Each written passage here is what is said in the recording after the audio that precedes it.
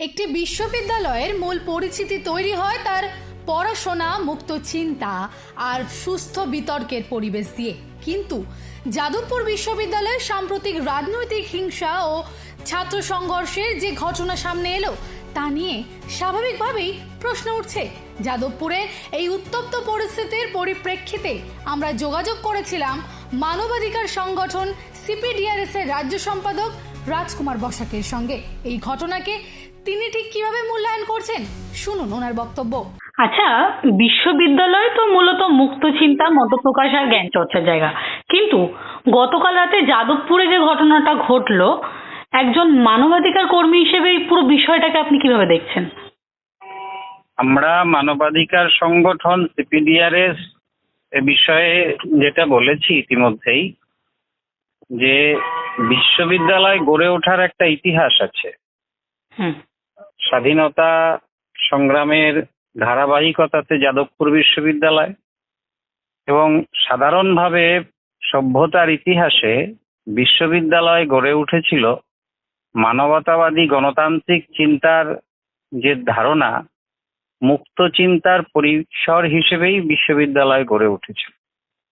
কিন্তু আমরা দেখছি যে বিভিন্ন জায়গায় ভারতবর্ষ জুড়ে এই মুক্ত চিন্তাকে ধ্বংস করে দেওয়ার আয়োজন করছে আরএসএস। কারণ আরএসএস এই গণতান্ত্রিক চিন্তা, মতাদর্শের যে নিজেদের মধ্যে দ্বান্দ্বিক সম্পর্ক, একে অপরের সঙ্গে মতের বিনিময়, মতের দ্বন্দ্ব, এটাকে তারা ঠিক মনে করে না। তারা একেবারেই অন্ধ বিশ্বাসের বশবর্তী হয়ে কাজ করে, যে কারণে এই মুক্ত চিন্তার পরিসরকে ধ্বংস করাটাই তাদের কাজ। এই পশ্চিমবঙ্গে যেমন তারা প্রশাসনকে কাজে লাগিয়ে, নির্বাচন কমিশনকে কাজে লাগিয়ে গায়ের জোরে পশ্চিমবঙ্গ দখল করেছে, সেভাবেই তারা মনে করছে এই বিশ্ববিদ্যালয়গুলো দখল করবে। যদি তারা সত্যিই গণতান্ত্রিক হতো, সরকারে আসার 3 মাস 4 মাস পার হয়ে গেল, তারা চাইলে নির্বাচন ঘোষণা করতে পারত। যে নির্বাচন বিগত সরকার দীর্ঘদিন ধরে করেনি।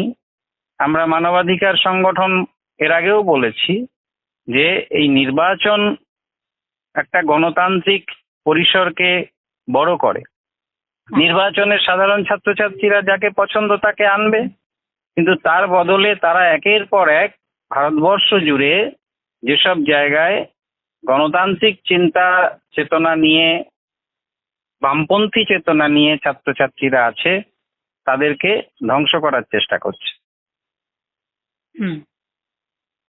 তো এবার মানে এই ক্যাম্পাসে, মানে যে কোনো ক্যাম্পাস, এটা যাদবপুর হোক বা অন্য কোনো বিশ্ববিদ্যালয় হোক, এখানে এই যে রাজনৈতিক হিংসা ছড়াচ্ছে, এই যে ছাত্র সংঘর্ষের যে পরিবেশ তৈরি হচ্ছে, এই বিষয় থেকে অন্যান্য যারা সাধারণ ছাত্রছাত্রী আছে তাদের নিরাপত্তা বা একটা ভীতিমুক্ত পরিবেশ মানে ফেরাতে কর্তৃপক্ষ বা প্রশাসনের কাছে আপনারা কি দাবি রাখছেন, বা কি মনে হয়, কি বললে বিষয়টা মনে হয় একটা জায়গায়? আমরা তো চাইবো, সাধারণ ছাত্রছাত্রীরা ওখানে যাচ্ছে কেন? ছাত্রছাত্রীরা বিশ্ববিদ্যালয়ে যাচ্ছে পড়াশোনার একটা সুস্থ পরিবেশ থাকবে, সেখানে আমার ব্যক্তিগত মত প্রকাশের স্বাধীনতা থাকবে। আমি ব্যক্তিগতভাবে কোনো রাজনীতি করতে পারি, নাও করতে পারি, কিন্তু আমি রাজনীতি করতে চাইলে তার সুস্থ পরিবেশ থাকবে। কিন্তু আমরা দেখছি যে বিজেপির যে বিধায়িকা, সে প্রকাশ্যে হুমকি দিচ্ছে যে আজ রাতে এই বিশ্ববিদ্যালয় তছনছ করে দেবো, এবং মিডিয়ায় সেটা দুনিয়ার লোক দেখছে, এবং তারপর রাতে বাইরের গুন্ডারা এসে সেটাকে ধ্বংস করে দিচ্ছে, আগুন লাগিয়ে দিচ্ছে, ছাত্রছাত্রীদের মেরে রক্তাক্ত করে দিচ্ছে। অথচ এই ভয়ের পরিবেশে 500 মিটার দূরে যে যাদবপুর থানা, সেখানকার একজন পুলিশ পৌঁছতে পারলো না, উপাচার্য পৌঁছতে পারলো না। তাহলে ছাত্রছাত্রীরা নিরাপত্তা কোথায় পাবে? নিরাপত্তা দেওয়ার দায়িত্ব যাদের, তারা তো সেটা দিচ্ছে না।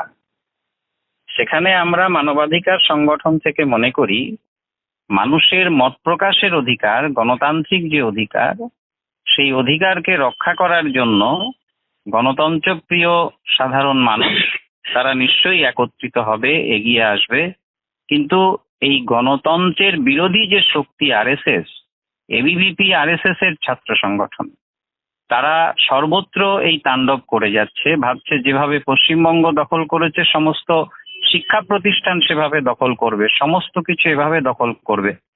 কিন্তু এটা মূর্খের স্বর্গে বাস করে তারা। এটা সম্ভব না, এটা হয় না, পৃথিবীর ইতিহাসে কখনো হয়নি। যে কোনো শিক্ষা প্রতিষ্ঠান কি সত্যি মুক্ত চিন্তার জায়গা থাকবে, নাকি বারবার রাজনৈতিক সংঘর্ষের আখড়ায় পরিণত হবে? দেখুন অরবিন্দ ভবন ভেঙে ঢোকার চেষ্টা করছে, ভেতরে আগুন লাগাচ্ছে। দেখুন ওই দেখুন বাইরে আগুনের শিখা দেখা যাচ্ছে, ওরা ভেতরে ইট ছুটছে। দেখুন এই দেখুন এই দেখুন এই দেখুন এই দেখুন এই দেখুন এই দেখুন দেখুন বাইরে দেখুন অলরেডি ওরা আগুন লাগিয়ে দিয়েছে। দেখুন বাইরে আগুন লাগিয়ে দিয়েছে। দেখুন অরবিন্দ ভবনে যাদবপুরে আগুন লাগিয়েছে। দেখুন ওই দেখুন। যাদবপুরের ঘটনার পর এই প্রশ্নটাই আজ সবচেয়ে বড় হয়ে উঠেছে। সিপিডিআরএস এর রাজ্য সম্পাদক রাজকুমার বসাকের বক্তব্যেও সেই আশঙ্কাই পরিষ্কার হয়ে ধরা পড়ল আবারও।